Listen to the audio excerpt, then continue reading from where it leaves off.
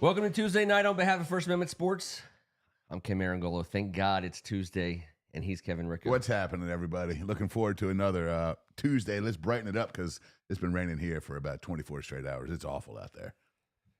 Yeah, it is. It's at first it was really hot and muggy, and now it's not going to stop raining for a spell. Oh no, it's here to stay, right?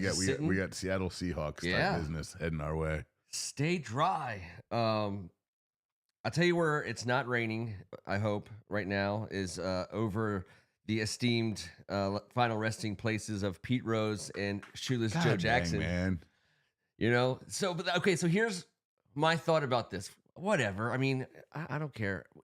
Whatever it is. I have no say whatsoever. Everyone's going to feel about it. The ruling, I guess, sets in motion the idea that penalties are to the death. Like you're okay. Unbearable. That's the unbearable. That's part. what baseball is. Now baseball is basically saying if we punish you until you die, you're punished. Poor guy. All he gave a shit about in the world was getting that phone call, and now it's so frustrating. Like guys, you had the opportunity. I understand the charges, but the way the guy played, and God dang it, man, I think he suffered plenty. And no matter how it happens, it's gonna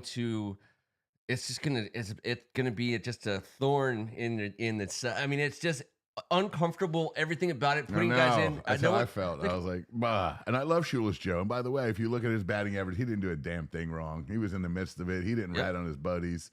He played his ass off, man. He hit over 300 in the series, I believe. I mean, the boys didn't get to him. I mean. It's Chicago, my friends. I mean, do you understand what Chicago was like? For God's sake! Years? And he still didn't. I mean, I know. I'm just saying he had to have considered it. He might have even taken the money, but he didn't shit the bed. But when the point is he was so good that even those people laid off him, and everyone else did what they were going to do, and they were like, "Well, Shoeless is clean." It didn't matter because 8 other guys, eight men out, man. 8 men out. It's really hard. 9 versus 1, but. When I read that line about, this clears the way or whatever for the kind of the underlying, constitutional rights of whatever, like punishments to the death in baseball. Death penalty for both of them. Everything's just a death penalty. Two of the coolest characters in baseball history. Two of the toughest, hardest playing, two that epitomized the game immensely have to die to be immortalized. I know. And everyone that goes to that ceremony and watches it, they're going to be like, why couldn't he be here? So anyways, the game, I mean, is it never ever like Pete Rose and Shoeless Joe Jackson were ever going to be forgotten as players and whatever that, they are to the game. No. I don't like it. But on the other hand, I do think it's a kind of a badass facet of baseball we need to. I mean, if that's the way it is, that's the way it is. That's kind of hardcore. That's super hardcore. Mr. Bonds, take note. Yeah, yeah. You're good. Know that you're probably good. Sooner you go, the sooner you're in. Trust that you're probably good. It's probably obviously Sammy, Mark, maybe Raphael. Yeah. Get to dying, dudes. It's unreal. But anyways, that's a hardcore. Mr. Manfred, how could you? I mean, like a brand new Pope, but then Manfred goes over top. Yeah. I mean, the Pope, that's more hardcore than anything the Pope said. Yeah, that's the church and state situation there. And I mean, our guy rose from the dead. Baseball is like, no. If you rise, you're out. I mean, you got to stay down. Yes, the schism was far too good to go at it with the living. Damn. 8 Men Out was a great movie. Oh, it sure was. John Cusack? Yeah. He was. That was a big, it wasn't like a huge ensemble, but there was some dudes in it. All right. So that's always fun. That's in any other sport. I don't know that there's a Pete Rose debate in any other sport. No. I don't think there is. No, but you're telling me right now that Red Auerbach didn't have some cheese on it? No, he definitely always bet for the Sixers, but the good luck, the parquet floor, the amount of bookies in the front row chomping on stogies at the same time. Yeah. I mean, come on. Just talking a little noise. Just an good old boy from Northwest DC. Let me propose a hypothetical situation. Totally hypothetical. in the age of billion-dollar prop bets on the Super Bowl specifically, you happen to be an announcer. You're going to be calling the game on CBS for the world to see. Yeah. And when you know this, I know today already. I know I'm calling the Super Bowl. I mean, it's happening. I'm calling the Super Bowl. Between now and the day before the Super Bowl, there will be legal markets where bets can be placed that the announcer, me, is going to say some phrase or some word or so many times or, whatever. You're telling, I mean, I can make myself untold for it's like Back to the Future. It's like Biff giving the almanac to young Biff and be like, "Hey, listen, buddy, you just do this. You're pretty much." I've always thought about that. I'm like, what makes Jim Nantz obviously a member at Pebble Beach? It's starting to come together now. He lives on the course out there. Okay, maybe he's in on it. But these guys, Joe Buck, you think Joe Buck hasn't turned to his guy and said a couple of key phrases during the Super Bowl that won him some cash? Of course. Did you see their 180 on the Skins? I mean, that was telling. Those two were all out, and then next thing you know, they were all in with a double down. The handshake props alone, between those guys. Josh Harris. Oh God, that was tough. So I don't know, and I'm always like, would Jim Nantz be considered unethical if he bet on himself to say something 5 times, and he bet like a heavy, like I'm talking like everything, like Jim Nantz in for $10 million that he says something 5 times. Is Jim Nantz willing to get his left leg broken also because if he doesn't? Because there's wrong sides of the coin. You know, I'm assuming he's on the right side. But what if 2 accidental slips cost him a half a phrase? Yeah, because the guy he's betting through is screwing over some other guy that now you're enemies with. Somebody's gonna be pissed at old Nancy. There's a reason why they tell you just don't do it. Yeah. Just stay away from it all. Keep your nose clean, kid. Let's see. All right, so media cringe. We did a little media cringe last week. Derek, who may or may not be here, to say we leave this. This is T spot. We're missing him again tonight. It's freaking storming out there. I was thinking to myself, his chair would have sank 1.5 feet into the incredibly moist backyard this evening. It's pretty swampy out there. But media cringe. Here's my example of it this week. The Kingdom. Have you seen the commercial for that yet? I believe so. I believe it's either NFL Network or ESPN. I think it's actually ESPN. A show about the Chiefs called The Kingdom. I mean, I understand all of it. I get it. I hate it. Yeah. Mahomes being all tough. I mean, we get it. You won Super Bowls. Do you want us to hate them? Yeah, exactly. Exactly. Because it's getting to the point where, we barely wanted them to beat Philly last year. I did. Barely. But it was barely. Yep. I was like, but the Kingdom. The Kingdom. I don't know. It's coming. It's coming to regular TV. If it's coming, it's coming. Oh, God. So the backup question is, do we have to watch it? I mean, I'm always willing to take a peek into those things. And they did win a bazillion games, and it's nuts. I just want to see how they're going to do it.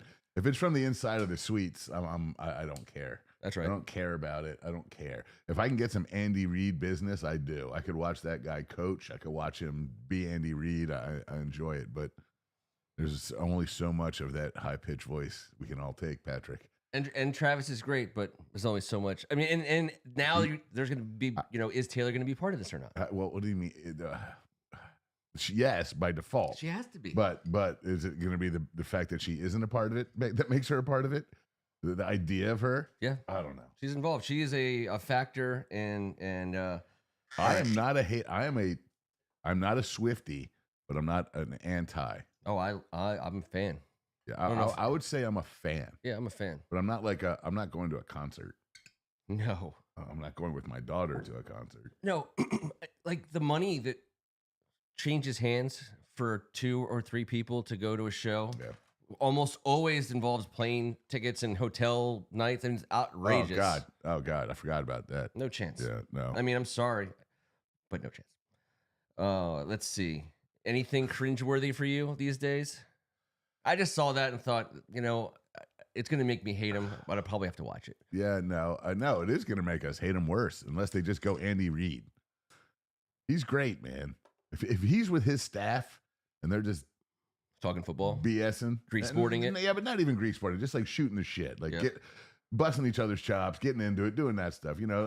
Like a final meeting, not a dog ass like 2 a day, hot as hell. Everyone's ready to kill each other meeting. I'm talking about the actual humor behind it all. These guys are brothers, and they get after it and they get into it. But I don't care about all the drama. I like to see how they get along, but I like when they make me laugh. But I don't know what else is going to be cringeworthy. I saw something the other day, and I can't pull it out of my ass, Ken. That's all right. If it comes back to you, we'll just marry it right in.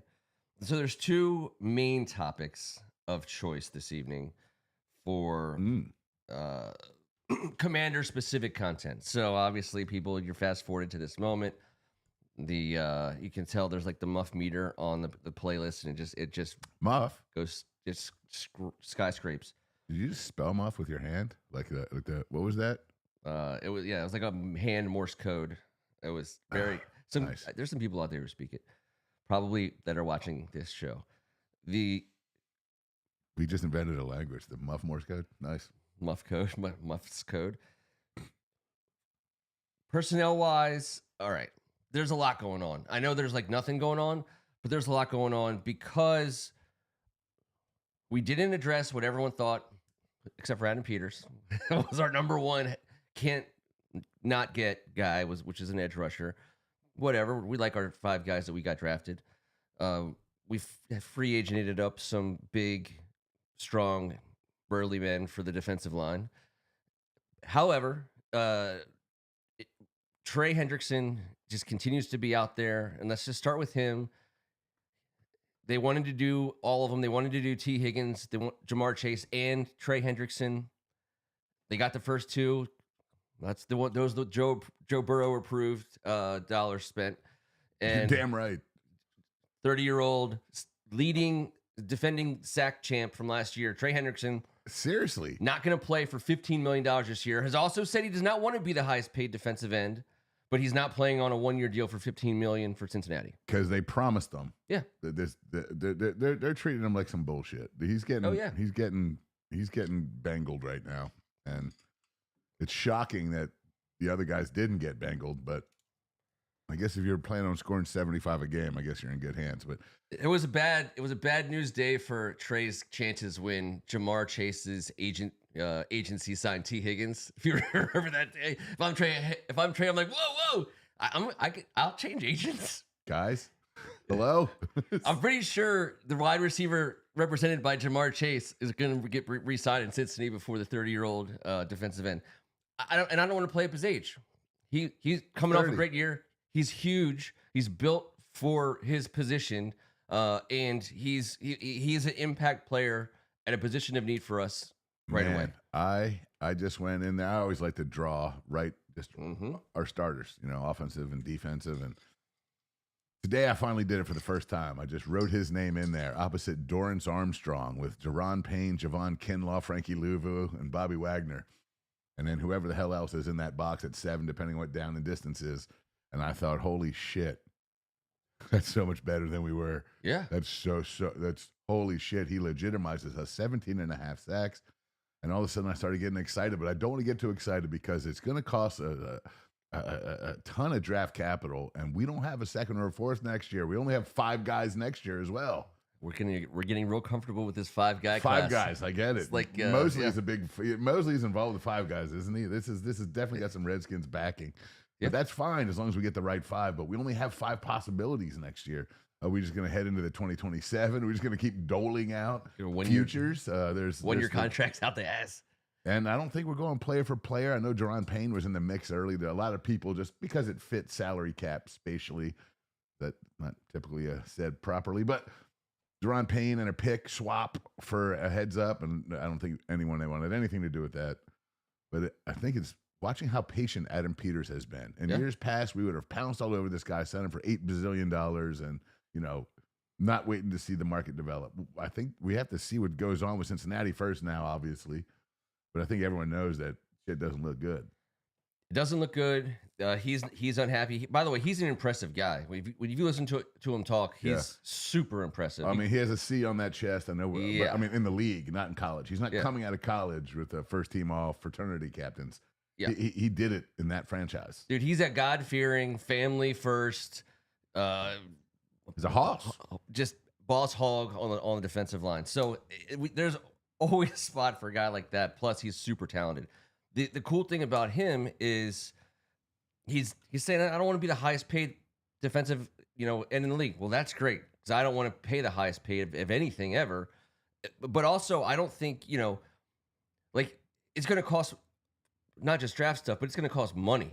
But the thing about us is he's 30. He's good right now. He's good for us right now. He makes us better right now. We have right now money. We have like a whole bunch of right now money. Is he good with 3 years of right now money? It has to be something like that. Well, maybe that's all even it's if been. maybe it's 3 years and you guarantee it because I'll take him for 3 years. I think 32, 33. I think he's built for that. But that's his 30, 31, and 32 season. Yeah. And but then he flounders around on 1 year deals for a while. So he's going to need to get his right now. He's if you can do that, I think he's gotten 45 of the 60 he's on that extension. Yep. But I think that's our best bet, and that's why we're not pouncing. We're not going to offer premium. We're not, and I don't think. But we'll be happy to. But you'd be ecstatic to spend right now money on him. We're not going to determine premium, is what I meant to say. And be like, this is premium. No. We're going to wait and see. And by the way, let's see how bad. When we've heard about it, this might be the guy that goes, "You're GD right. I want to go play for it." But of course, Detroit's in the mix as well. In fact, how do they just? I don't know. How many defensive ends can they have? I don't know. Do they have nickels pouring out of one of the Federal Reserves there in D-Town? I don't know what happens. But they drafted Aiden Hutchinson. I believe they signed a big name guy. I mean, I think they have some name dudes. But they're letting a vet go that we've been looking at. Old lanky, what's his name? Because I have no idea. Remember what his name is? He was a guy that came in and I think he was like the third edge rusher. Okay. He was the edge rush specialist. He didn't play every down for them, and he's available. But there's a crap ton of dudes like that. But this dude, he kind of fits a little bit, and I was nervous about. Yeah. But geesh, I don't know. I'm starting to have these thoughts that say, why don't we just get Terry done now? Crank open about another 15 mil. Sign this dude for 3. Guarantee whatever you got. Give him his money up front and let him go to work for 3 years. Because if he gets 25 sacks in the next 3 years, and he got 17 and a half last year, that's worth it to me. That dude. He's. I mean, he literally fills the greatest hole with one of the greatest hole fill. I mean, I don't know. I'm careful where I'm going here exactly, I wrote it down as Newton, Payne, Hendrickson, and Wise. Or Kinlaw on like a contained side. Oh well, the options are so tremendous. Trey's out there. Someone's always getting a one-on-one that they could win. You want our best 4 pass rushers, and we have him in the mix. Then that frees up everybody to get after it a little bit. And man, we got some guys that can go a little bit. You and I both love Dietrich Wise, and I know he's more of an edge setting, but he's a grown ass man. Yeah. We have grown-ass men everywhere. Our guys coming in are not going to be bright-eyed rookies at most spots. We have stacked this freaking roster, and we know that we talk about it every week, but that is a dude on the edge. Cleveland Farrell is a man-child on the edge. These are grown-ass men. We do need someone that can get in there and be a little more slippery, a little more sleek, a little more high, fast twitch. Yeah. And I think this guy who led the NFL in freaking sacks a year ago, he's not the answer. It's not. He's not a no. Oh, he solves. No matter who you are as a fan, you have to consider this. You have to consider it again because we have the money to spend. We are a championship contender. If you're not a championship contender, don't give up big time draft capital for a 30-year-old all pro defensive end. The thing about our defensive line too with Joe Witt and his staff. We were pushing guys into Payne, Allen, and Newton. We were successful a lot of times by bringing the collapse in the pocket, making the quarterback step up in there, and that's where Newton and Payne and Allen did a ton of work this year. That's again another reason why I love Kinlaw and Wise is because you could push people to them even on that and you're in a winning situation. These are dudes that have fought the fight in this league. They have played so many snaps and played in so many big games, especially Wise. He's got a freaking Super Bowl ring. Yeah. He has walked a walk, and I love that. and he can't wait to teach as well. We talked about it last week. One awesome piece away. But if you write down that starting defense and you start looking at it and you start counting Pro Bowl talent on our roster, I think the number, if Hendrickson were to be signed, 16. Yeah. That includes Tressway. If that's with Hendrickson. That's with Hendrickson. Yeah. And it also includes Bellori on specials, Reeves on specials. I'm not trying to sugarcoat it. I'm just talking about Pro Bowl talent on our roster. And that is a crap ton of Pro Bowl talent on one roster. And I'm not saying all of them are in their prime. Yeah. I don't give a damn. Yeah. Because some of those guys are on one-year deals. Guys who want to play ball. Guys who are all in. And they can play right now. We don't care if they don't have another 4 or 5 years left in them. We don't care if they have another 3 years left in them. Plug play system now. Yeah, it's super Done. plug and play. The Trey Hendrickson coming over. I mean, he's not playing for Cincinnati. I firmly believe that now. So Me too. I hope. So that makes it. That was always the most likely outcome, especially when that was the stated goal of the Cincinnati Bengals was to bring him back. Now that it doesn't seem like that's happening at all. So we know he's gonna play somewhere else. God, I don't think we need to make any moves to like cock block Detroit. Like we've done those moves before. They don't work. You don't want to overpay to bring in just to keep Detroit from getting him. So I don't think Adam Peters is gonna outbid anyone for that reason. Listen, we did that. We huddled up and we called cock block Detroit. Well, no, we gave a third and a fourth for TJ Duckett in training camp because the Cowboys were hot on his trail, and I don't believe he played more than like 8 downs for us that season. No, he was gigantic. He looked like he ate third and fourth rounders. Yeah, he was a big Five Guys guy, no doubt. He was huge when he got here. Mm-hmm. Remember him lumbering through the line? He had like 3 carries. And then he ate like a meatloaf sandwich at halftime and didn't make it back out. That was the fullest back of all backs. He was gigantic. So that's Trey. But like, okay, so there's still this other thing. We don't have to spend a lot of time on it. I'd just like to bring it up, and I understand we're never going to be able to trade for Micah Parsons. Jerry Jones is never trading Micah Parsons to the Washington Commanders. I fully understand that.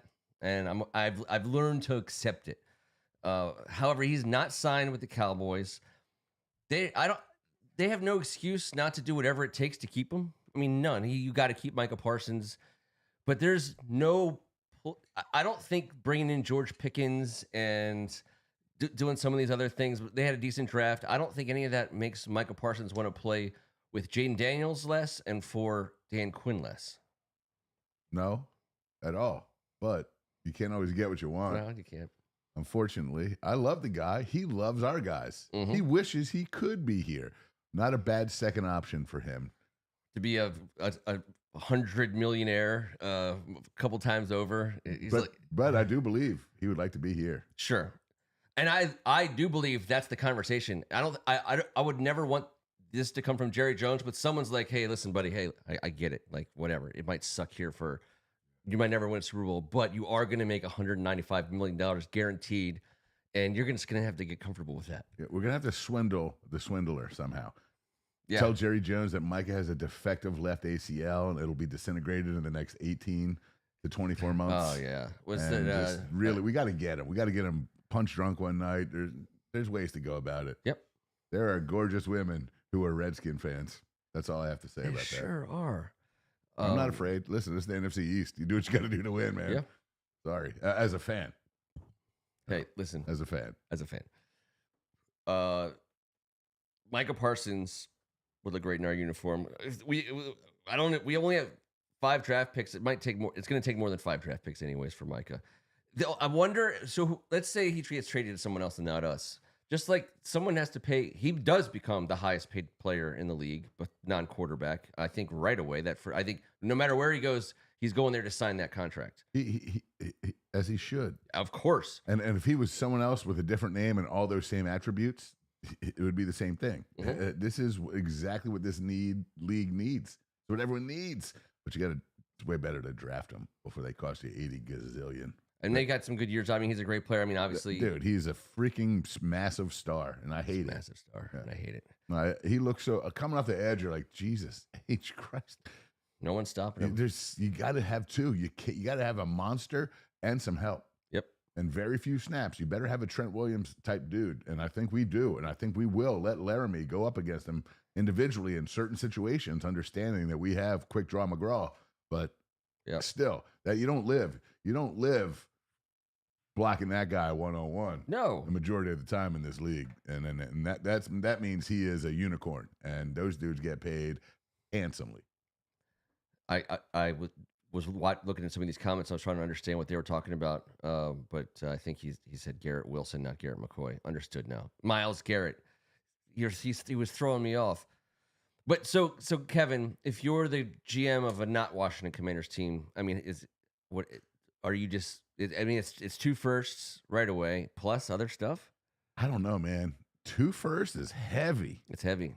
And no one's giving up 2 firsts, but I do think first and a second. I've read 15 different things. I do a first and a second in a heartbeat. I know. I'd go down I'd take 2 draft picks next year. But dude, but think about our first and second this year. We essentially turned it into 2 firsts with our wizardry. And this guy will be 32 in 2 years, where we'd have 2 other firsts possibly. Not Micah. I'm talking about Micah. Oh, Micah. You're talking about Trey. Oh, yeah. Sorry. Jesus H. Christ. Micah's going to hit the max. That's going to be the max. It's the max. The max is 3. Okay, then. Okay. That's the max. Micah's the max, I believe.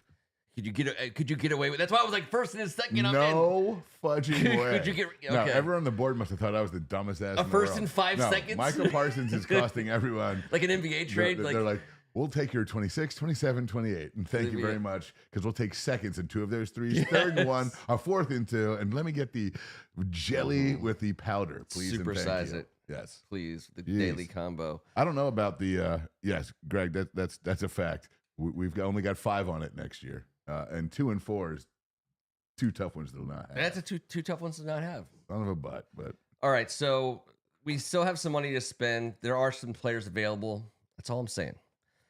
All right, tomorrow the schedule comes out. Yay! I think some people actually really get up for this, and I do as well, because, like, I don't know. For me, I put my whole all my PTO was scheduled based on the skin schedule. My boss knew I would come in the next day, say I need these Mondays off. You're not going to want to see me these days, And if we're on Thursday night games, I'm like, I'm going to need Thursday and Friday off. I'm going to need the Monday and Tuesday. Possibly Wednesday afternoon. Possibly pencil me in for just a quick dip in. Costco's great from 1 till 3 on Wednesday afternoons, I understand. Yes. So, and then you start planning tailgates and you start planning where you're going to go. So it's a different flavor now. I'm not doing the weekly tailgate at home at this point in time. But the schedule release is important because you find out, okay, first of all, obviously, we were in the running, I believe, to be in the NFL kickoff Thursday night game. We're not in it. It's the worst possible result. Philly, Dallas. It's a bunch of dicks. It's the worst. It's like, this is how I have to start the season. I mean, putting a divisional rivalry game on TV is just putting your middle finger up to 2 teams specifically. The other 2 teams in that division. We care about the money. I mean, someday Jaden will make more money for us, and then we'll put him on. Don't worry, he's going well, we'll get into it. And meanwhile, I was rooting for an NFC's matchup as well. But I wanted to get a Philadelphia game out of the way in week 1. I just thought that'd be good. I'm glad that we're not doing that, because I don't want to talk about it for 8 million years after what happened last time. We have to relive the beatdown of. I only went 7 days to prepare for that game. We only had 3 defensive linemen, 3 D tackles played snaps in that game.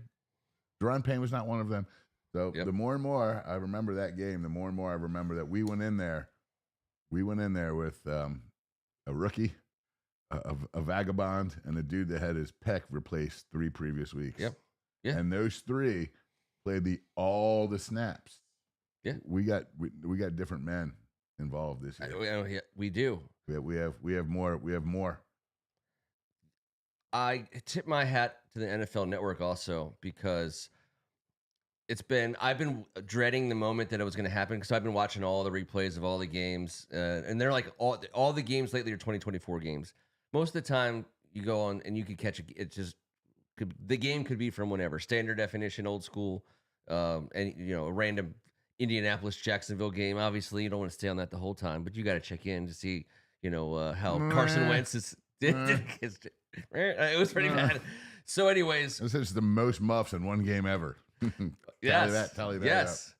Well, I want someone to tell me that stat. That's next week's project. Most muffs in one game ever. we went through about a 7-day stretch where we were plastered all over NFL Network with specifically the Tampa Bay playoff game and the Detroit playoff game. It was just seemed like it was always Those on. are cool games, man. And I watched those two games probably 5 times in the last 6 days, almost in their entirety. And I would be lying if I told you I wasn't trying to live bet at least one of them while I was watching it. But anyways, that's a I have a feeling I know what's going to happen on the next play. Oh, there's no way I can lose this bet. Thank you, Biff. You wise bastard. Biff! But to be fair, those two teams and us, if everyone stops talking about us, and obviously Philly's earned the right to be talked about all offseason, but a lot of people are making our noise. Those two teams are like, why don't you pipe down? Detroit, healthy, monsters. Yeah. Tampa Bay, on the rise. Those are two problems. So all of a sudden the NFC has gotten pretty badass. The top 5 teams in the National Football Conference are freaking legit. Yeah, because Buffalo, Baltimore, Cincinnati, Kansas City specifically have been the class of the league, and rightfully so. So, yeah, you're right. Philadelphia, obviously. Philly just showed that, hey, and by the way, Detroit was the 1 seed, and the Skins knocked off Tampa Bay and the 1 seed. So the NFC is not messing around, and there's some serious ability for, I think, any one of those 5 teams to win it all next year. Yeah. I mean, I do believe that, not to mention the teams you mentioned in the AFC equally. But they got to go through each other. But, yeah, there's no more like, all right, who are we chasing? Well, yeah, Philly by name. But they lost some business, and there's some teams that have been nipping at their heels in this offseason. So that it just keeps bringing me back to if it comes down to us in Detroit for Trey Hendrickson, do we really do we go after it touch harder? So that's what I'm going to say. We have to. That's where I'm going to say no. Okay, because we are playing Detroit in the regular season, and we assume we're playing them in the playoffs. You have to assume you're playing 2 of those 3 teams in the playoffs before you get to the Super Bowl. That's right. You're going to have to go through either Tampa Bay, Detroit, and Philadelphia, 2 of those 3 in the playoffs, I believe. Unless one of them gets upset. So I think you have to. So I'm guessing you have to play Detroit twice. I'm just going to say that's an idiotic statement right now. We don't know how, because once the NFL season, 8 weeks in the NFL season is completely different. But right now, I think we understand what those franchises, where they're at. It's not so much about trying to beat Detroit on the field with Trey, which obviously it is a little bit about that, but more than that, it's about can Trey help us get enough wins to be at home again in that game against Detroit. The deciding factor, late in the fourth quarter on a 3rd down against a Detroit, or even better in the Super Bowl. And what does that look like? So I would argue that we do want Trey Hendrickson, and I know we just like slid right back into the back column, but because of this, it's a quandary and a half, man. Yeah, because I'm not disagreeing with that. I know I'm not. Yeah. I'm not, but I'm shitting myself on those picks. I'm not going to be mad when we do, but I really want to build around this guy continuously, year in, year out, to keep on bringing it. When you have the greatest drafter of young football talent, give him picks. You let him freaking eat. That has got to be just a fundamental thought process out of our fan base. This dude has gone effing 12 for 12, 13 for 30, whatever the hell he's doing. He is just bringing in plug and play guys and dudes and people that fit our scheme. I love it. It's Bobby Beathard. It's Charlie Casserly-ish. This is what we were raised on. So that makes me nervous. I can't help it. But if this dude is slick enough to be the greatest drafter, he's slick enough to understand talent that's already predominant and not, predicted in the future. Yeah. So go ahead and build the team the way you like. You can't. Sometimes things pop up to NFL GMs and it defines your career. Whether or not you pounce or lay off, people talk about that for the rest of your damn career. He puts himself in positions where the variable is nowhere near. The risk is so much, or else he backs out. And that's what I dig about this guy. We have the right cat. So, no, I mean, but I'm nervous. This is one of the biggest decisions. Like, are we ready? Are we ready for this? Yeah, all the great stories are told about it's a pretty smart general manager when Bill Walsh was coaching the Niners, and Bobby Beathard and Joe Gibbs and Bill Parcells buying the groceries, and the marriage of GM centric, teams with The genius head marriage, coaches. the marriage. So- Bobby Beckford and Joe Gibbs had the perfect Yeah. marriage. They're junkies. This is Opposites. Yeah. this is that. I mean, I think It so. is. You have a brand new owner. He can stay married forever. The GM and head coach, they don't come and go. Head coaches come and go, slightly more frequently than GMs. But in this situation, again, if you turned on NFL Network in 1992 or whatever, when we were in high school, and it was grainy and it was standard, like the old standard def NFL films with the classic, commentators, those guys, the champions write the history books. You know what I mean? And so all those great front offices and head coaching scenarios. I mean, how many head coaches has Pittsburgh even had? Like 3 or 4 ever. Yeah. So Adam Peters comes in and he doesn't just get Dan Quinn. Dan Quinn gets Adam Peters, and they both get Jaden Daniels, and they all get Josh Harris, and then they all get a new stadium with a sleeping giant fan base. I mean, it's kind of crazy. Don't forget about the Voltron staff up.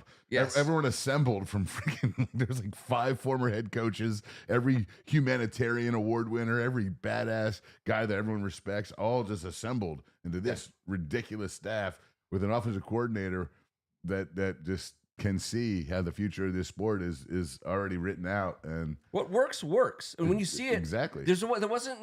We've seen teams, including our own, in the 2000s. Joe Gibbs didn't put great teams in the playoffs. He coached his ass off and got good, mediocre teams in the playoffs. There was no smoke and mirrors behind how we got to the NFC Championship game. We're a very, very good team, well coached, uber talented in the right exact locations on the field. And there's no reason to think in any universe that we're not an NFC Championship game contender again, and will be for quite some time. When Joe Gibbs made his bones in this league, he knew that the offensive line was the most important unit because running the ball successfully and stopping the run was it. It was the end-all, be-all. Before the rule changes and pass interference and receivers were tiny and getting the absolute shit kicked out of them at the line of the scrimmage, and no one gave a damn. Yeah. It did not matter because the secondary was the Wild Wild West. People were leading with elbows and the heads hammer, and, right, all of it. From the kingdom. Any of it. But now we're doing the same damn thing with the same damn unit because the 50-50 is the most important. And the only difference is we were always led by our run attack and our offensive line with our running backs. Now it's our offensive line, and we're led by our quarterback. Specifically in an era where the quarterback is the reason why people win championships. There's no more coaches winning 3 different Super Bowls with 3 different quarterbacks unless they just get traded, unless coaching trades become the thing of the future, which who knows? They very well might. Yeah, we Mark Rippon wasn't a first overall pick, nor was Doug, and for that matter, nor was Thieseman. But you talk about we have an Uber. You got the quarterback. That's obviously a huge thing. But everything else about the way the organization is built and is that it's not a here today, gone tomorrow. Like we're not trying to capture lightning in a bottle. How many off seasons in September Why do so many fans keep saying this? What's that? What you just said. We're not trying to capture lightning in a bottle. We are not. Understand the salary cap. We're so good. We're good. Understand the salary cap. Yeah. Well, I don't understand that. I'm catching a shit ton of that. Oh, we're selling out. I'm like, I know you've been hurt. We've all been hurt. Yeah. But let's heal together. But we're not. What you're saying? Everyone's saying we are trying. Yes. What you were just railing against. I have heard countless times in the past 2 weeks. We are not trying to capture lightning in a bottle. We are so solid and sound organizationally. I agree. We can just. It's like you come. You show up for fight night, and you're not worried about sucker punching and catching a guy in the jaw randomly, and that's how you win. Like, no, we're good. We're good. Like there's no way you look at what we did last year and what we added in the offseason and think that we're going to be all of a sudden just like a 5-win team or 6-win team. We're top. We have the 7th most amount of space next year, salary cap space. And when they grant everyone an additional $15 million again next year, that shit's not even going to matter because we better take care of some of the guys. And you always got to make a few choices. We have We have a choice maker. We have a guy. And what he's done and cleaned up in the last 18 months, you have to take a peek at and not panic. Oh, we're selling out. Yep. He just cleaned out the entire house. It's been everything's been redone. And we have Adam Peters too. That's what I'm saying. Oh, I thought you were talking about Eugene Chin. My bad. No. Sorry. You muffin son of a muff. I thought that too. I thought we were on the same page, but we're not. No, Eugene. No, Eugene. Well, you brought him up.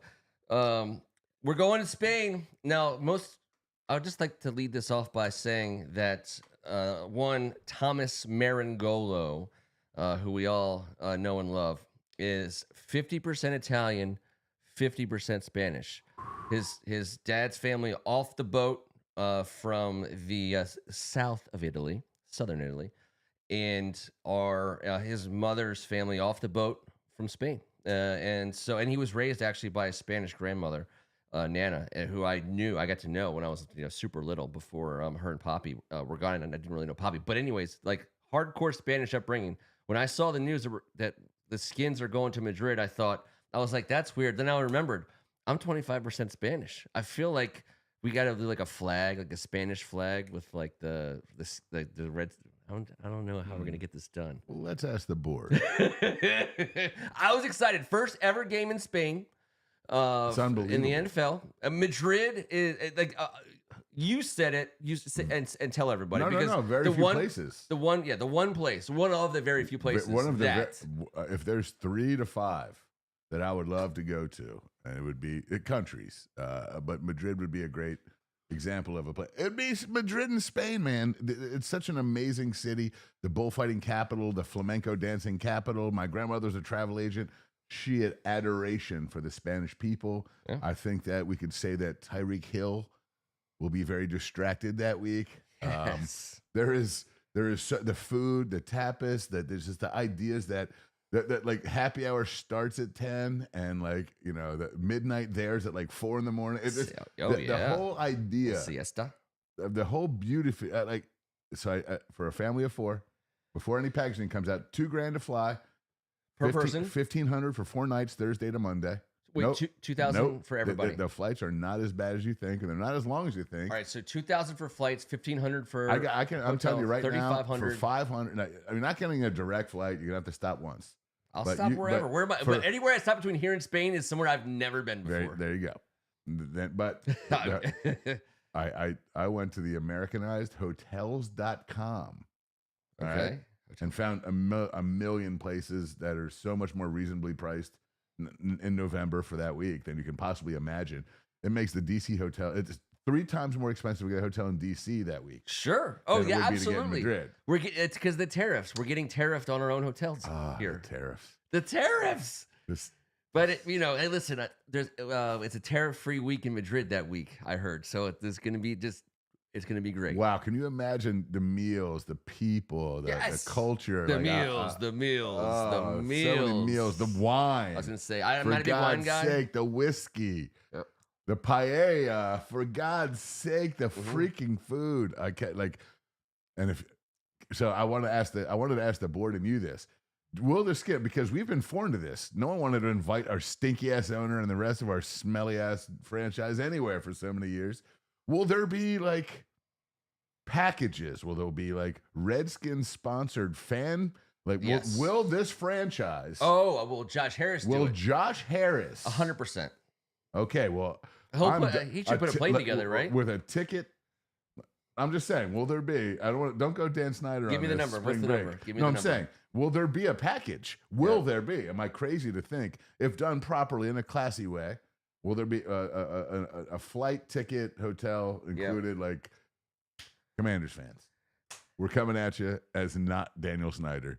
We know that you're still a little weirded out by everything, but who wants to hop all aboard the Hispaniola Express? I'm telling you, there's a non-zero chance for me. I mean, I am giving it serious thought. Me too. Yeah, I know that. Serious. I want my family. I want to take my wife and kids. The thought is serious. I want to take my wife and kids. November 16th, the week before Thanksgiving, makes it tough. It's super tough, and it's like a 12-hour. It's like a blatant day. It's like just traveling, you lose like 2.5 days. It's horrible. It's like 5 days. But that's out of 5. So the other 2.5 setting up should be base great. camp somewhere in Portugal and just man. making the final trip in. Just hog nosing it all weekend, just like an American should. I won't unless I'm eating the pig ears, which apparently are delicious. The suckling pig, they have the oldest restaurant in Madrid in the history of the world, and the suckling pig apparently is the thing you got to get. That's what I'm getting. Exactly. I want to do so much of that. That would be such a great trip. Not to mention meeting some of my family for the first time from Spain. Seriously, especially with that flag and all your buddies running the hog noses. We're gonna do the hog noses, and we're gonna hog nose it through there. I know, like I don't know enough Spanish to order like the most basic of food. I mean, I don't know Spanish, so it's a little bit of a un poco. Yeah, very un poco. Muy un poco. Como se dice? And then you do like some crazy, but Commanders. It would be great if we traveled with someone. Yeah. Because I really, really, really, I know it's a long shot. I thought your girl Selma's from there, isn't she? Oh yeah. Oh yeah. Can you just call her? Can we just stay there? That should be our plan. I'll just ask Aaron. I'm like, should I just call her? We're just staying at Selma Hayek's place in Spain, baby, for the week. For the week, it won't hurt to try. What if she just like says sure? Superfan Fathead Kev here. Someone's gonna take our idea. At Fathead Kev 13/ Dear Selma. Dear Selma, every Tuesday night for 8 years, I've been drinking whiskey and talking about the Redskins. We're dreaming of. Wait, we're not gonna get into that. We're not gonna get into that. True. All right, so what do we want? Some Thanksgiving and Christmas. I heard Greg seemed to narrow down that we're not playing on Thanksgiving, but we are playing on Christmas. Well, so it's which is a Thursday. I know, but we play obviously again on the December 20th game, which everyone says means that we have to play on the Christmas Day game, which is 5 days later. Yes, that's because that's a Saturday versus Sunday, which gives us but isn't there an international game before then? Yeah, so we have a 50-50 not to get the dick job. Yeah. Is what I read today. In December, too. That's the worst time to get the dick job. I know. The December 20th game, that's who? Who are we playing December 20th? Yeah. Do we know? That's the Eagles. That's week 16 against the Eagles. So that was our so we got the game in Spain, and then we did get the Eagles on Saturday. So we got 11-16, and then we got week 16 in the books. Yes. And Bears skins. To me, I was sounding like a popular Christmas Day selection for the NFL. That's going to be, I think, those games are what, Netflix games? I think they're Netflix games. Whatever that is. But if you give me Jaden Daniels and Caleb Williams on Christmas, thank you. Yeah. Thank you, Santa. Yeah, we wish you a Merry Christmas too. That's amazing. Yes, why not? That's amazing. That's why I thought like if you. Like, they're not going to give anyone Christmas every year, and I'm okay with that. But I also would be okay with having Christmas every year. Yeah, that's fine. And in fact, they might go, maybe we should give the burgundy and gold Jaden Daniels Christmas for the next decade. Can we do 10-year deals or 5-year deals? Do you think they weren't putting Kobe Bryant and LeBron James on Christmas Day games for the NBA? That was the only.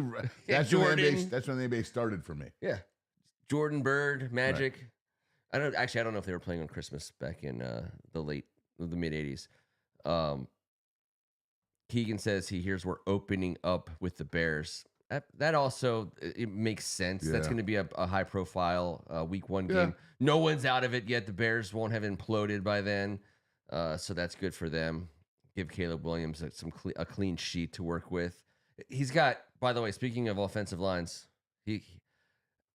not that Caleb Williams made excuses or people were making them for him. However, he needed some help. This season, he's got all the things. So weird how the top 2 quarterback draft picks had to wait 1 year due to their ineptitude of the previous regime to build a franchise. And they both decided, you know what we should do first and foremost?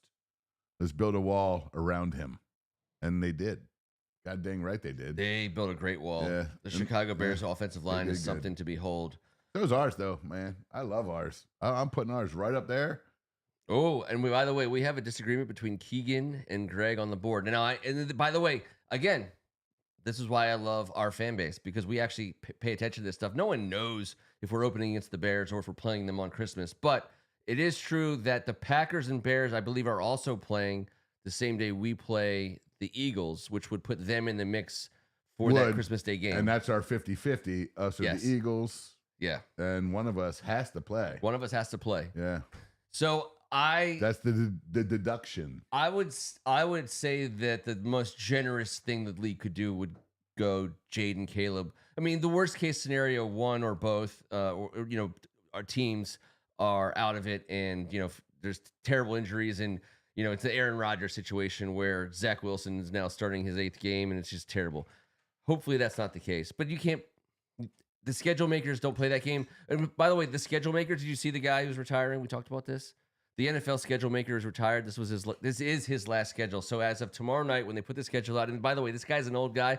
I would have thought that the current schedule maker for the NFL would be like some 28-year-old hacker with a crazy online deep dark web name, Dumbledore from something like that. I would have assumed. No, this is like honestly, picture your dad just with just a little bit. Just a little bit more of like a maroon. You tell me my dad's the schedule maker? I think he might be the schedule maker. Did he tell you to tell me this? He had glasses, and he was a big dude. He probably played football in the same. I don't know. He's a big dude. I'm like, there's no way that guy's like doing algorithms in his head. I'm like, why you can't? Did you smell bacon when you saw his image? He's like, I know the Ice Capades are in Detroit in Week 14. Therefore, the Detroit Lions must be playing in Madrid. I mean. So this is his last one. Right. The guy, he looked like he founded IBM. You know what I mean? Like he looks like that kind of guy. God bless him, because I bet you he did live in an age where there was a gigantic wall with every slot to fill, and they were just like slapping against the wall, and then some guy was like, "You can't do that." It's simultaneously my dream, and nightmare. Me too. That gig is I can't imagine the code words that I would invent for myself. The Dewey Decimal dot half special guy named Kevin syndrome logistics that I draw with on my. You've seen it. That would be the coolest. Like ice capades, flamenco dancing. We're talking about one of the coolest stadiums where we're playing. If you want to read about Real Madrid and talk about their history, there's a whole museum to Real Madrid in the stadium that we're playing the Dolphins in. Like, this is some cool stuff, man. Like, it's so neat they picked us to do this, and it's groundbreaking and all that. And it's amazing for people like yourself that are going to wave weird flags and wear weird nose thingies. It's amazing.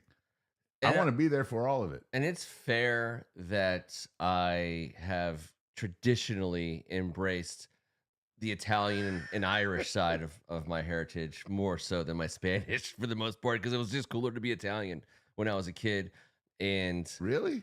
Yeah, for sure. I don't know. I get it. I tell you what, honestly. But it's Outcast. You ain't Spanish. That's a wine silky. I have this fair skin. All my cousins. I mean, you talk about, you gave me a hard time about Salisbury yesterday, and you know what I was thinking?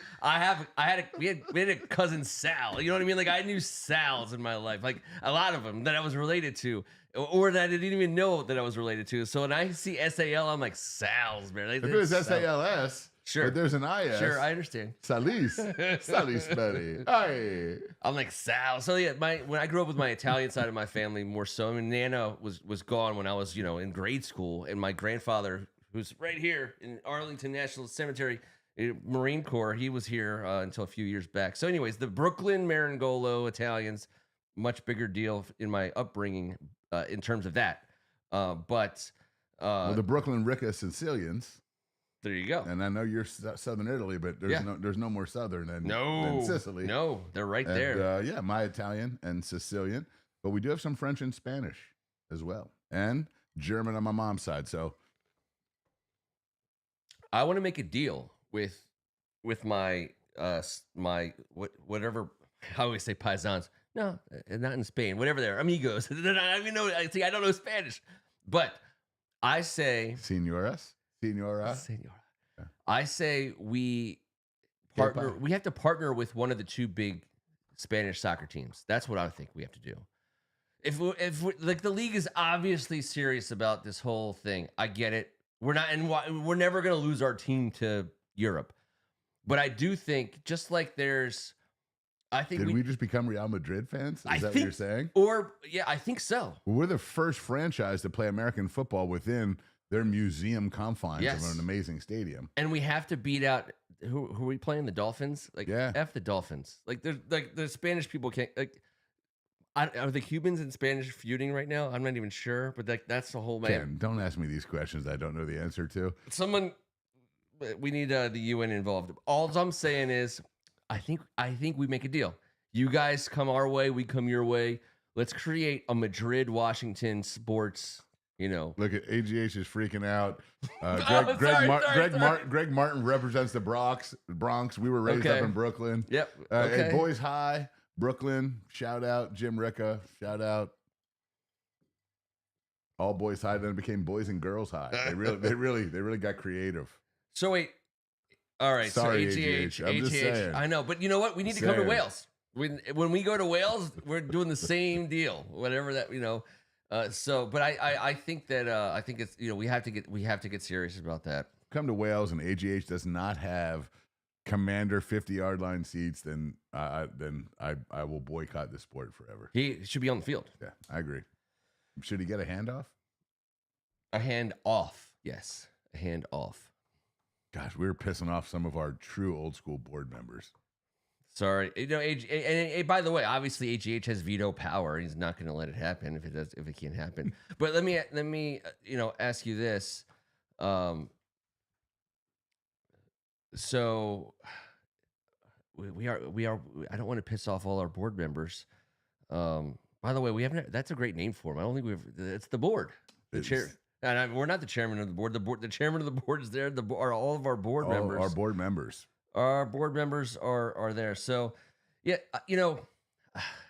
I do think we need to embrace the whole international situation of the NFL, and I don't know how exactly that works. But the last international game we played, and this is what I know how it works financially. Sure. No. But we don't exist in that financial world. I don't. I know we don't. I think it's safe to say. We don't. That's not our world is more fiscally. Europe and I are not really all that tight. We don't. Our whole lives are on a different plane, and so it does come down to a little bit more heartstrings than purse strings for us.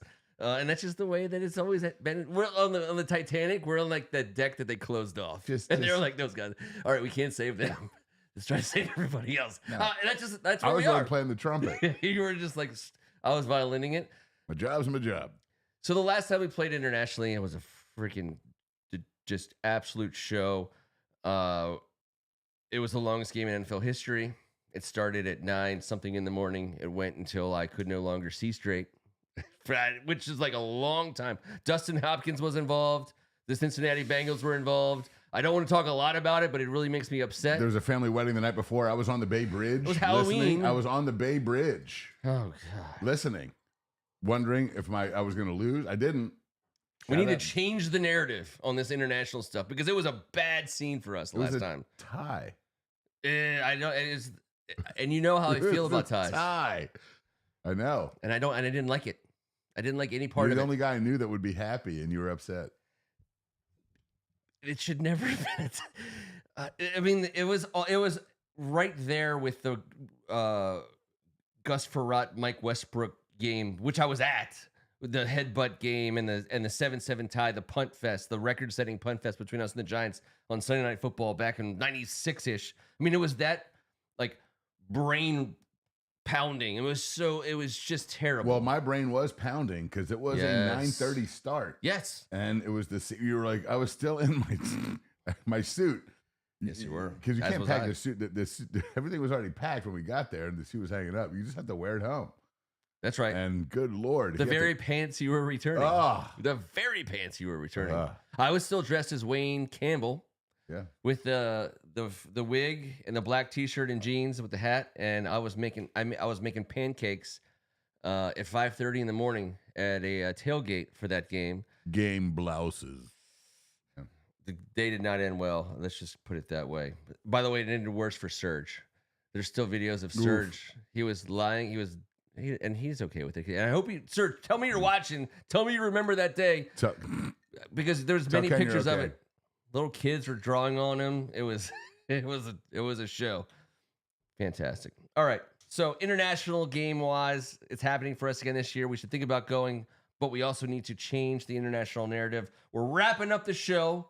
We have a couple minutes left of paid that we're getting paid major pesos for here in the basement. And we're going to call this the conclave. We're so conclave, and I was a little bit disappointed not in the selection of the Pope from Chicago. Just, they didn't draw it out at all. Nope. They went straight American right off the like, jump. let's They go. were like Americano, first time ever. Bang, done. Let's rock. That's not the Italian tradition. And Vatican is its own place. They're its own country, so they're not Italian. The Italians love the drama, Ken. Come on. We're gonna give you a lot of smoke, but it's gonna be on hard terms. So, anyways, we're still conclaving here in the basement.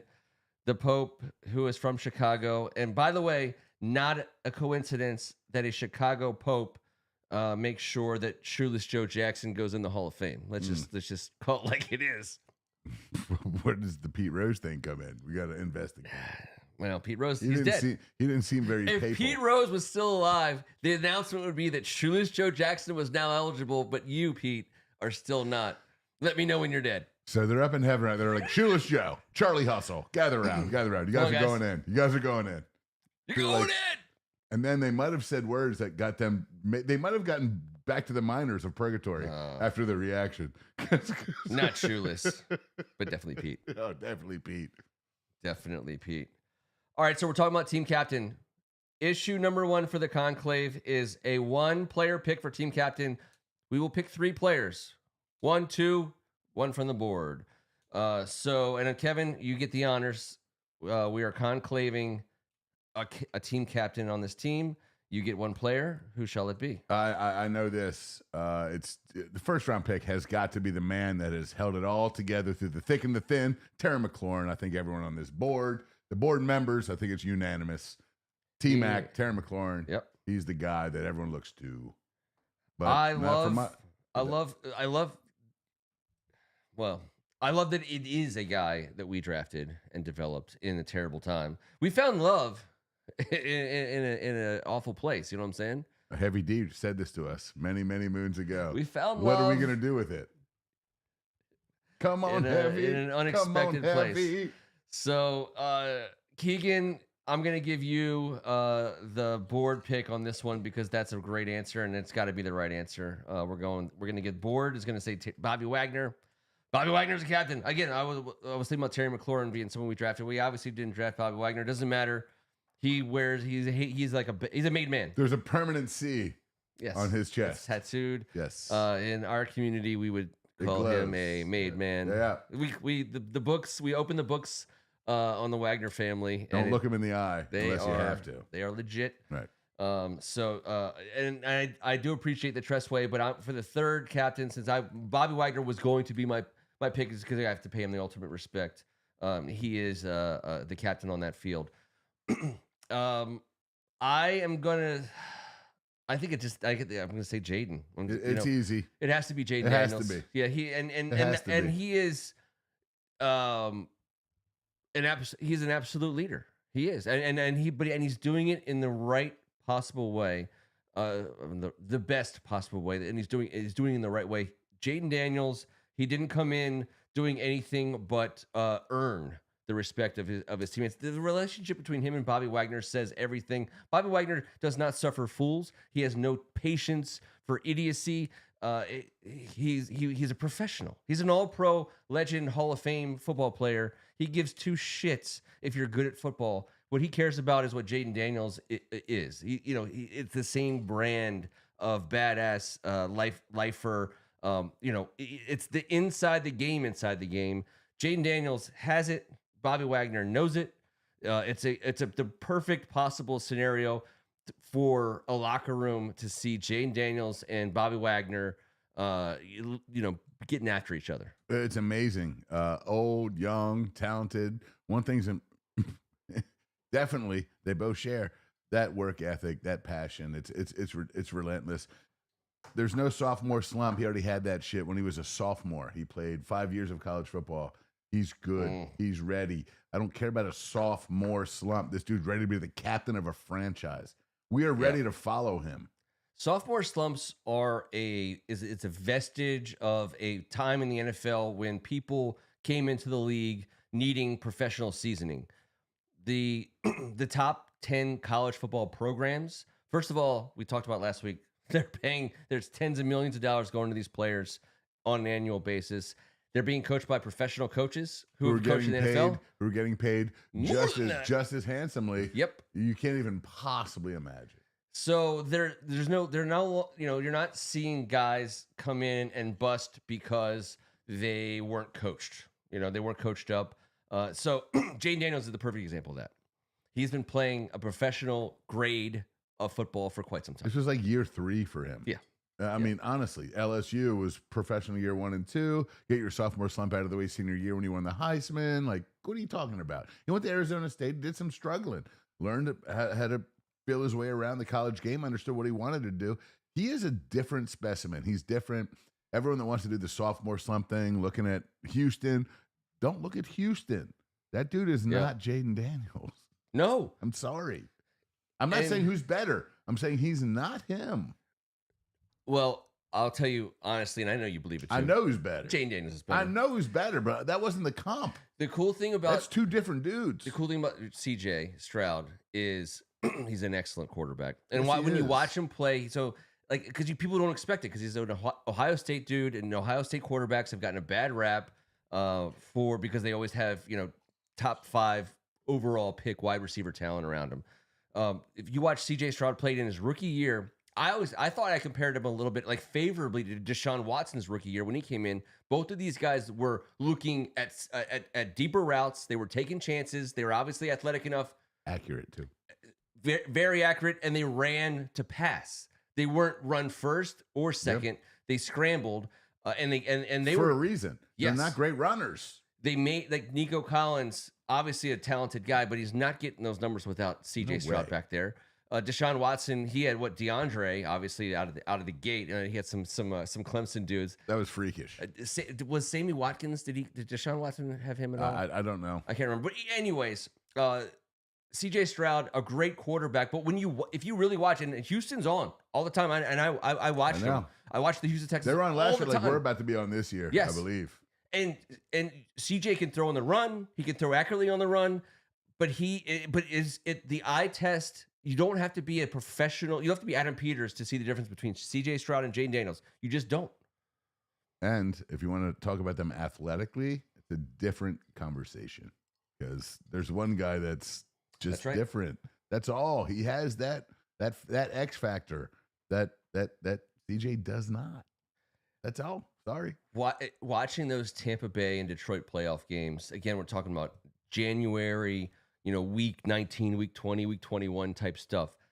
The RPO pull end around that, he was running in January for 3 or 4 yards, they were getting, he's getting tackled by defensive end. He's getting hit by a linebacker. Safety's coming up on him. I still see him as like a Walter Payton kind of runner. He doesn't hit people as hard as Walter Payton hit people, but he kept himself from getting hit. Not many do. Yes. Not a lot of people could. The physical elusiveness to not take a major shot.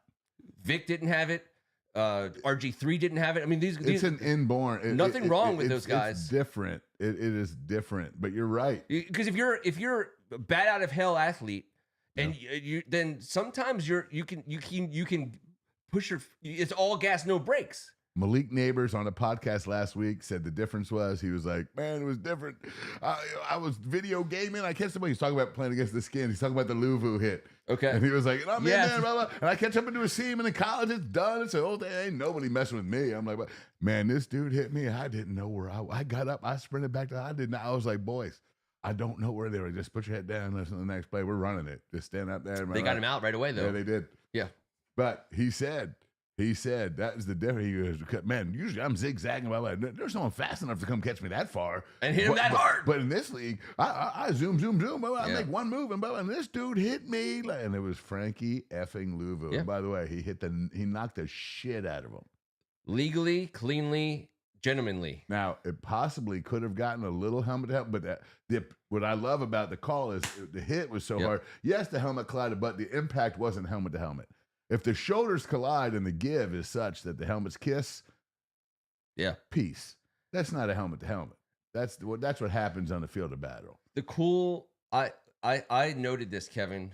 This is like, we'll move past this quick because this is a nerdy comment. But I noticed the level of accuracy with safeties specifically. Like I would say I probably watch a game or two a day. So let's say a game and a half a day I watch, I watch. I have noticed the ability for big time safeties to come in properly with the shoulder. Like the amount, basically I've been impressed with the amount of clean hits from 2024 specifically. It is. It's year 3 of the introduction. Yes. And the coaching in this league, the ability to absorb film, to work year round. As a grown-ass man with Jaden Daniels' work ethic, you are going to teach yourself how to make that money with all them zeros on that check. It's right on the edge. And you're right. This is what coaches are teaching. This is what we're great at. This is what our staff understands, Ken. And it's new football. Yep. I call it new football because old football, archaic as shit. Yeah. I don't mind new football. There's a few things getting through it to come back on the right end that we're going to struggle with. But we should not be taking the athletes that are out there right now that we all know who they are and letting them run 100 miles an hour into each other's head. That shouldn't be happening. I get that. It shouldn't be because they can do enough damage to each other otherwise. But I will say this. If someone flails a finger, a gigantic 10-inch freaking ring finger, and it does that to a face mask and the flat, that's bullshit. Yeah. That to a quarterback. When Jaden Daniels gets this one, and we're like, he hit his head. Everyone at the bar. And I'm like, look at us all. Look at us all. But guess what? We just got called for it on the previous drive, and it gave them a first down, and they scored a touchdown. So that's some bullshit. I have a solution. Talk to me. I thought of this the other day. Now, again, this requires the league to have a little bit of vision and really kind of see things the way I see them. We identify a Ken and Kevin. Good luck, league. 32 cities, right? 64 people on a weekly basis for 18 weeks a year, and then beyond in playoffs. They're sitting in the same room.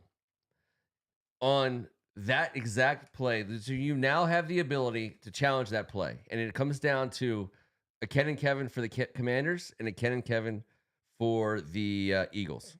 And we got to look at each other. What did Ken and Kevin from the Eagles look like? I don't know. I don't want to know.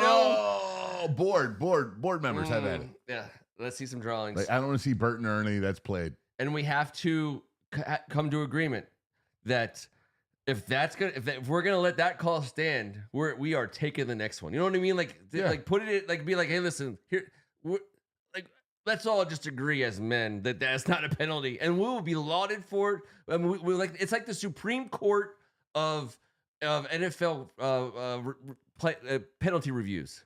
The laws of the muff. The laws of the muff. Supreme muff? I don't know. I don't know. Well, we have to challenge the book of muff. Do we have to wear robes? I think we do have to wear robes. I think there's got to be a chamber of muff. It has to be handled amongst people who actually care and can say, "Hey, listen," who know. Hey, it's like when an umpire in Little League lets the outside pitch go all day. Like that's our job. Yeah. We're gonna be like, "Hey, listen, we're gonna let a little stuff go on." We're gonna let a little stuff go on, but we're not gonna let it get out of hand. And right, we learned this from Buddhist muffs. Yes. Yes, it's so obvious. Patience. So obvious. I would be looking forward to working with our peers from around the league on a weekly basis to ensure that no bullshit. I don't want to be. That's another reason why. Again, we're going to Madrid. I think we need to export some of this mentality. I don't want my guys flopping. You know, if something goes like this and the guy's like, oh, and then he draws the flag. I don't want that. I don't want that on any sport of mine. No, me neither. I don't want that penalty. I don't want to win by that way. I don't want any part of it. Right. And that's why and soccer in Spain specifically True. has had a little bit of a history of that kind of thing. Yeah, the muff law of La Liga has never been indoctrinated. The Muff La Liga. Mm. That's the highest division of Muff. Mm. I heard.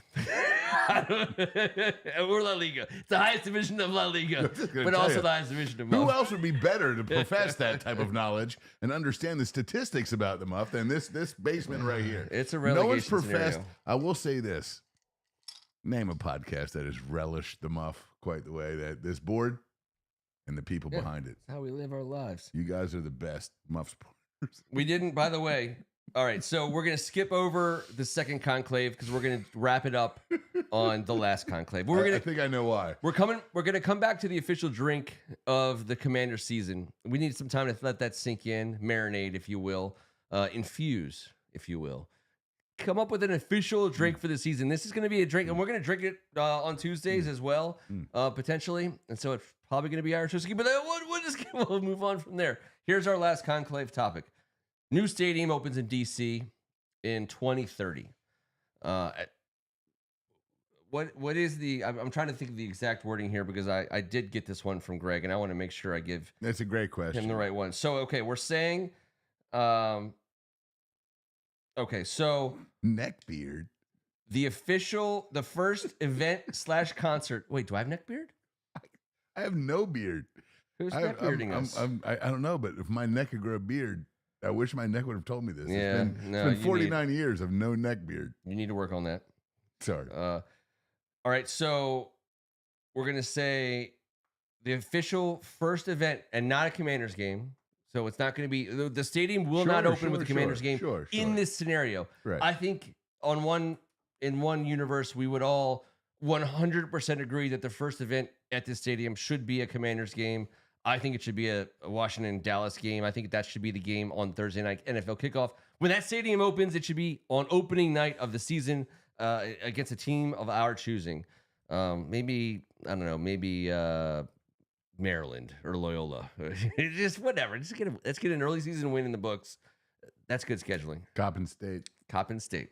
Thank you. Get my point. All right, so we're going to say got to be an event at the stadium to open it up. It's going to be an awesome venue. It looks like it's going to be just perched on that super muddy river. Let's just call it for a second. Just the muddy river. Is it kind of muddy? I got the mud butt, coach. It's a little muddy. Everyone has the mud butt. We all stretched out there. I was like, no, you don't understand. Yes, it's a bit muddy. So many Redskins fans never tailgated along the muddy river as we did. Do not jump in the muddy river. Nope, don't even touch it. Don't go near the muddy river. Like if you ever see a microphone, you're not supposed to touch it. I know you feel like it. You're like, just go ahead. Just a little bit. Don't touch the mic, baby. Don't come near it. You don't even want to pee close enough to where it like splashes back up on you. Well, not only does the pee smell and the other stuff smell, but the swamp, it stinks. The cleanest thing in that river when you're peeing in it is your pee. Or for the most part, or anything coming out of the dead body floating down, like the bile, the bile secreting from. Well, don't go in the muddy river. Talking about the 80s. That's true. It was a tough time. It was a tough time.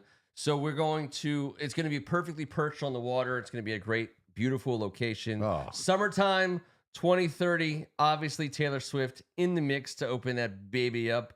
That's going to be Greg Martin's pick. Muff Stock is another great option. And we give Greg credit for that one, Greg Martin. But Muff Stock 2030 is, if we have enough money, I don't know exactly who's watching tonight. Hopefully a billionaire or two. If there's at least one billionaire watching and you can make Muff Stock happen in 2030, why is that not what makes life worth living? All I'm saying is if that doesn't culminate everything, I mean, listen, I would be like, you know what? I'd be like baseball style. I'd be like Pete Rose style. I'd be like, you give me Muff Stock, I'm out. And can you put me in the Hall of Fame posthumously? Well, as a personal testimony, if we're going to go Pete Rose, I'm just going to say I've spent a majority of my life anti-Muff until I entered this basement and met you folks. And I've become the most pro-Muff guy. Like, nothing's more fun to say. Loves a good Muff Bronco. Nothing's more fun to talk about. Like, I'm muffing this. Yes. I'm muffing it. So, You have to mix it up at the end. We don't want any trouble. We have SummerSlam. I guess is a wrestling people. Okay. I'm All gonna right. go. I'm gonna go. Can I go first? Because I'm gonna get the boring part out of the way. All right. Can you imagine The WCAC title game? No. All right. No. Actually, you go first now. No. Please, you, please. I don't have anything. No, I have nothing. I'm so sorry. You have muffin? I have muffin. All right. I had written down some type of Olympic event. All right. But like a biathlon. There was a slash. I want both. If we're going to get a view of the nation's capital and perhaps a monument or two, I wouldn't mind a little Born in the USA cranking out a little bit. A little Bruce. I'm just going to say, while the U.S. Olympics were held, now we'd have to combine with Baltimore for this, dude. Is that in 2030? No. Well, it has to be in 2030. But I think it could be in 2030. I'm not sure about. I know it's either every second or fourth. It's something's going on in 2030 that we can try to be a part of. 28. Damn it, I think it's 28. Was the Olympics in 24 or 22? I don't know, because there's like winter or exactly. Summer. Every 2 years there's some Olympics. So all we need is some type of Olympics there. It's the nation's capital. I think Dan Snyder already screwed us over for the Olympics. I think they already said no. I think it was Baltimore. The combination of Daniel Snyder and Baltimore is so gross. Listen, we're just not going to hit. You know what? Oh my God! If you could throw Philly in there, what a terrible sandwich. Philly and Baltimore as the bread, with Dan Snyder as the. We're going to Salt Lake City. as the not meat. What's it called? It's the meat substitute. Impossible burger of it all. They are the Impossible Burger. It's 28 in LA. So LA is not giving us anything. All right. So in 2030, maybe. Damn it! Thank you guys for knowing. Winter Olympics are in 2030, but they're just not here in this country. but also there's so many cool thoughts and ideas. You could, since it is the Winter Olympics, and since the Washington Football Organization has a history of celebrating the Winter Olympics specifically. When we were at the Minnesota Super Bowl in 1992, I believe it was 92 that they put a Brian Boitano inspired nylon fake ice rink on the field and did a whole Winter Olympic celebration, which brought down the entire halftime show regime of the 80s into the early 90s. And they decided everyone is going to never, ever watch us ever again. And so the next year they had Michael Jackson, I believe. And they had to have what happened would save Minnesota from doing the what would Brian Boitano do was that Duke played the Fab Five in the freaking Final Four there 8 weeks later. And that saved them. Everyone forgot about what you just talked about. But I didn't forget about it because what would Brian Boitano do? It was a disaster of disastrous proportions. But Muff Stock, by the way, Pearl Jam and Red Hot Chili Peppers are definitely in. All right. But it has to be like if it's a DC festival with 3 music acts, I think you have to put Foo Fighters. Foo Fighters have to be involved. DC with 3 music acts. One is Foo Fighters. I didn't read all this. Well, no, that's just a thing. No, that I Greg love threw it. in. I love it. The only reason why I say that is because they had the July 4th event at RFK, and they own for their 20th year anniversary. They're so well respected for every reason. They're a big name act. But then you got to throw in, some Chuck. If there's I think. Chuck's. You got to do that. I don't think Chuck's able to do that anymore. But there's going to be some go-go. No doubt JYB, that has to happen. That is local. Backyard. That just what's up. So we got rock and roll, we got go-go, and then we got Marvin. Is Marvin Gaye available? We should definitely get him involved. Dude. He's eligible for the Hall of Fame in baseball. Apparently, as of his yesterday. father shot him in DC in cold blood in 1986, I believe. But officially, might be 88. Manfred says he can be in the Hall of Fame now. So Marvin Gaye's going in. Marvin Gaye's going in on account of he's passed away. All right. Well, all right. So who do you got? I mean, so I'm going Foo Fighters is my one I got to put in. Got it. For 3 musical acts. All right. AGH likes Green Day. I don't know. If it's going to be a musical fest with, by the way, I think Bruce is a slam dunk. If you get Bruce and Foo Fighters, it almost doesn't matter. I'm going to say when we have a visual of the nation's capital, through our roof while sitting inside a stadium after dealing with what we just dealt with Yep. in Landover. And Bruce is singing Born in the USA. And we are looking at our nation's capital, understanding that our babies are going to get to go to possible Olympics, possible Final Fours, possible Super Bowls, World Cups. Yep. Let's go. But most importantly, But I love this question. So by 2030, so that's 5 years away. Those two acts are going to be old acts. I mean, Bruce is going to be 70 years old. Foo Fighters are going to be in there. Bruce is going to be symbolic. Don't get me wrong. No, I know. I'm not expecting him to rock out. No, rock out as a 70-year-old should. But I think it has to be an American act, the third act. So you have Bruce, Foo No one in Fighters. DC wants it to be Bruce. This is spitballing. I know, but we have to have a DC friendly number 3 because Foo is definitely DC friendly. Well, and by the way, you can't just go straight go-go. You can't. JYB will be on like a side stage. Of course, no, but go-go has to have a huge part. Listen, Little Rare Essence. Minnesota Avenue has Rare Essence stamped on the freaking side streets. Gotta have Rare This Essence. is what it is. This is the culture. This is what it is. Bruce will This be is what we 80 in listen to. 2030. Yeah, no. Oh, I didn't realize His that. symbolism is because of the national wow. monuments, and that's where that stemmed from. But Does anyone think that he won't be able to play? So when he's 80, is that like AC/DC just played in our home stadium last night? Did you see Peters Yeah. and DQ? Rhett was there? Rhett Donnelly was in the house at AC/DC. $120 to park for AC/DC at FedEx Field. Debo Samuels is expensive. That's They're preparing for that Jaden oh Daniels my- contract. $120 to park, and it was a $33 ticket. Hold on. That's a fact. Hold on. Did he? Let me ask. Did Maybe it Red was- have someone sit on his lap while parking? Something that was some expensive parking. He was told. I mean, like Tressway or Ott, not. Yeah, of course. No, sorry. Of course. Like possibly the new receiver from Virginia Tech. So I don't really trouble, but I just couldn't believe that. But yeah, so you have AC/DC. So I would and I would say no, that's who was there. we want a nice. I don't know. I don't know the answer to that question. I would like it because in 2030, even someone that's 10 years old at the time would have come out 5 years ago. And I'm trying to think of The greatest the DC musicians, the local blah blah blah, the culture. It's not this has got to be like I think it's time that we brought Prince out of the. It's not Wale. Yeah, Prince is going to the Hall of Fame in Major League Baseball. He's eligible now. But we take Prince, the artist formerly known as Prince. We Break the glass, de-thaw, bring him in, and let him rock out, freeze him back up in the carbonite, and then bring him back for we'll Super let Bowl. Jabba the Hutt determine what he has to do next. Mick will be 86 in 2030. It's going to be like it's fun to think about because in 5 years we'll be of an age, and the acts that we'll be considering, like we have, like our old school acts today will be even like so much more old school. Like you can go see Bruce Springsteen right now, and he's going to give you a good show. Yeah, he's going to be 80 years old. Yeah, is it harder to be president at 80 or to be a rock star at 80?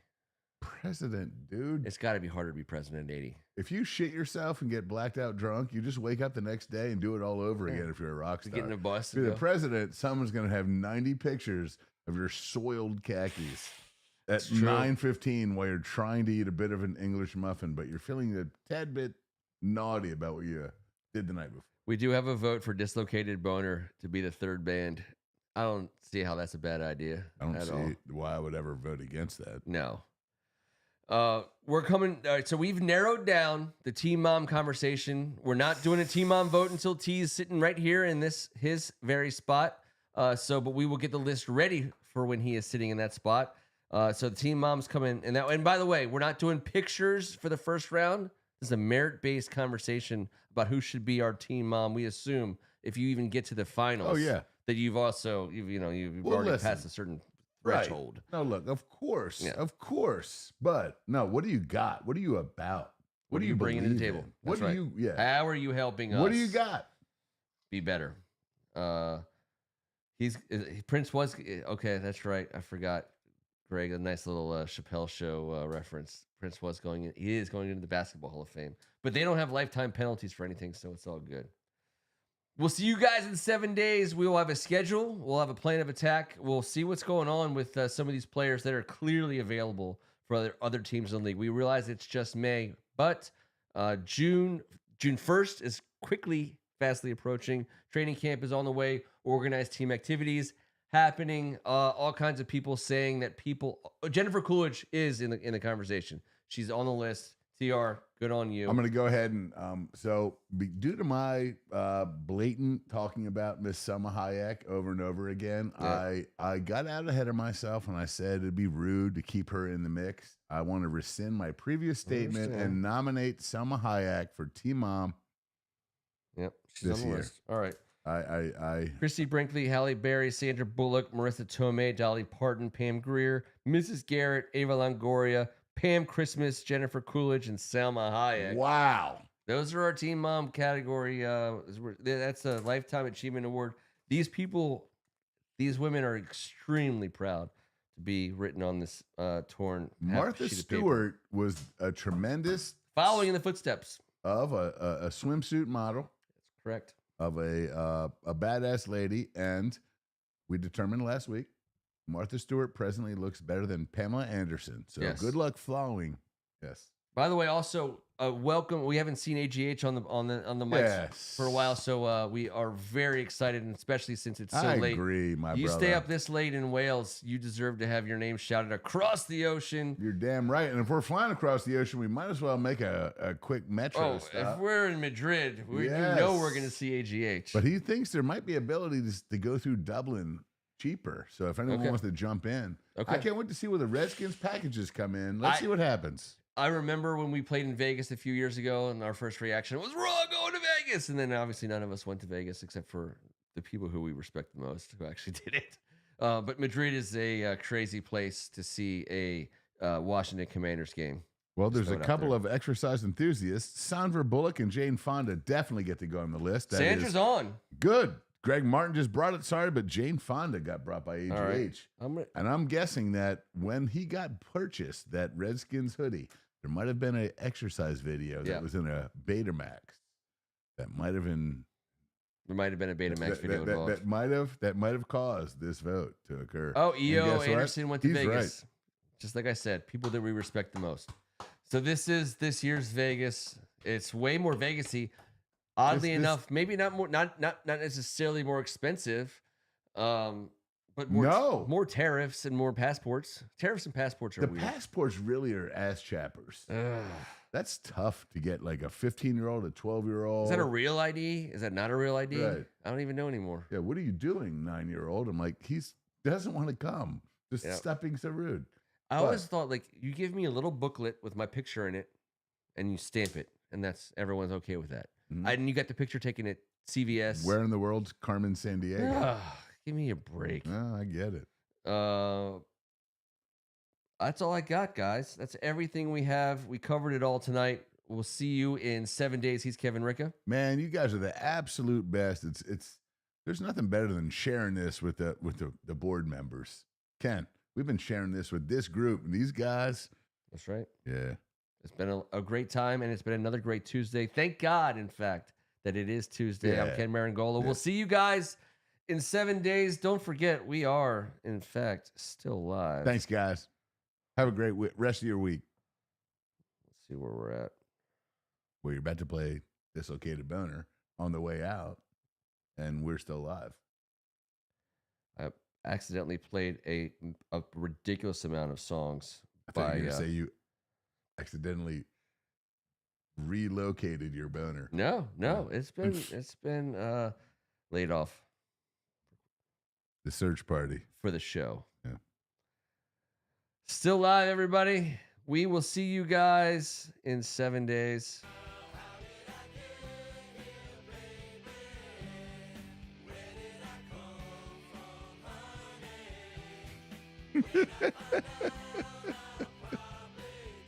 AGH had her Betamax. Then he has to have seen the Meatball series. Yes. Meatballs, and what's the other one? Porkies. Meatballs and Porkies. Meat Ted. Meat Ted. There's Just not a No, coincidence. meet Ted. Yes, meet Ted. Meet Ted. Sorry. It's almost 4 a.m. Happy 3:50 a.m. AGH, and thank you so much, buddy. Yeah, brother. Great to hear back. Great to hear from you, but he's great on Facebook, too. He's always out there looking out for people.